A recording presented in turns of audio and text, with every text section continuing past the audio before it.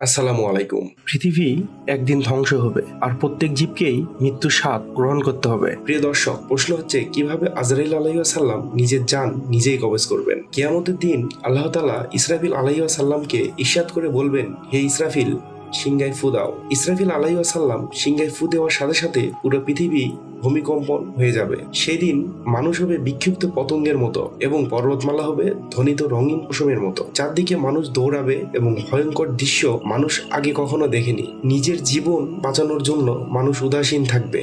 মা কোলের 2 বছরের বাচ্চাকে রেখে চেষ্টা করবে নিজের জীবন বাঁচানো। পবিত্র কোরআনে বলা হয়েছে কিয়ামতের সময় 3 মাসের গর্ভবতী মহিলা থাকবে, যখন বাচ্চাগুলো গঠন থাকবে অপরিপক্ক, অপরিণত, কিন্তু ভয়ঙ্কর দৃশ্য দেখে মা 3 মাসের বাচ্চাকে প্রসব করে দিবে। আল্লাহ তাআলা ইসরাফিল আলাইহিস সালামকে ইরশাদ করে আবারও বলবে, সিংহায় ফু দাও। ইসরাফিল আলাইহিস সালাম দ্বিতীয় ফু দেওয়ার সাথে সাথে পৃথিবীর সকল মানুষ মারা যাবে, সকল প্রকার জীব এবং গোটা পৃথিবী ধ্বংস হয়ে মাটির সাথে মিশে যাবে। ভূমণ্ডল তার কম্পনে কম্পতিত হবে। ভূমি মানুষ নামের বোঝা বইতে পারবে না, মানুষকে উড়িয়ে দিবে। সেই দিন এই ভূমণ্ডল রূপান্তর হবে অন্য মণ্ডলে। আকাশ জমিন এক হয়ে যাবে, সূর্য আলোহীন হয়ে যাবে আর নক্ষত্ররাজি খসে খসে পড়বে। সমুদ্রে উত্তাল ঢেউ উঠতে থাকবে, সমুদ্রে উত্তাল ঢেউ শুরু হয়ে যাবে। মানুষ বলবে, হায় আল্লাহ, হায় আল্লাহ, আমাদের রক্ষা করো। কিন্তু ততদিনে আমাদের গুনাহ কমানোর দিন শেষ, ধ্বংস হয়ে যাবে সকল প্রকার জীব। আজরাইল আলাইহিস সালাম এসে আল্লাহকে বলবে,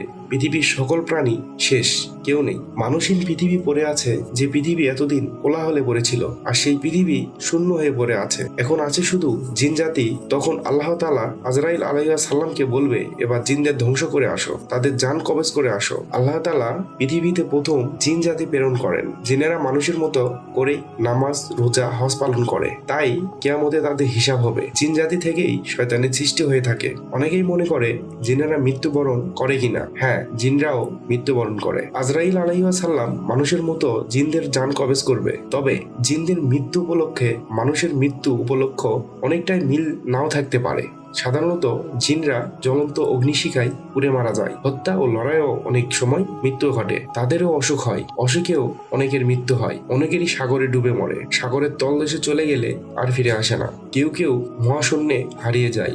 জিনেরা যেহেতু বিভিন্ন আকৃতি ধারণ করতে পারে, তাই ধারণকৃত আকৃতিতে তাদের মৃত্যু হতে পারে। এভাবে কিয়ামতের দিন আজরাইল আলাইহিস সালাম সকল জিনদের জান কবজ করবেন। কোরআনে বলা হয়েছে সব থেকে বেশি কষ্ট দিয়ে মারা হবে ইবলিসকে, যেহেতু ইবলিস শয়তান হলেও জিন জাতি থেকে সৃষ্টি হয়েছে। এভাবে পৃথিবী থেকে সকল মানুষ, জিন, পশু পাখি হারিয়ে যাবে, শুধু পড়ে থাকবে শূন্য পৃথিবী। এরপর আল্লাহ তাআলা মালাকুল মউতকে প্রশ্ন করবে, হে আজরাইল, আর কে আছে? তখন মালাকুল মউত বলবে, এখন শুধু ফেরেশতারা আছে। আল্লাহ বলবে, তাদেরও জান কবজ করে নিয়ে আসো। এভাবে মালাকুল মউত সকল ফেরেশতা একের পর এক জান কবজ করা শুরু করবে। এরপর আল্লাহ তাআলা আজরাইল আলাইহিস সালামকে প্রশ্ন করবে, আর কে বেঁচে আছে আমাকে বলো। মালাকুল মউত বলবে, হে মাবুদ, আর কেউ বেঁচে নাই, মানুষ নাই, জিন নাই, ফেরেশতা গুণও নাই, শুধুমাত্র আমরা 3 জন সহকর্মী ফেরেশতা বাকি আছে, হযরত জিবরাইল আলাইহিস সালাম, হযরত মিকরাইল আলাইহিস সালাম এবং হযরত ইসরাফিল আলাইহিস সালাম। আল্লাহ তাআলা বলবে, যাও, তাদের রূহ কবজ করে নিয়ে আসো, যারা আমার আদেশের অপেক্ষায় থাকতো,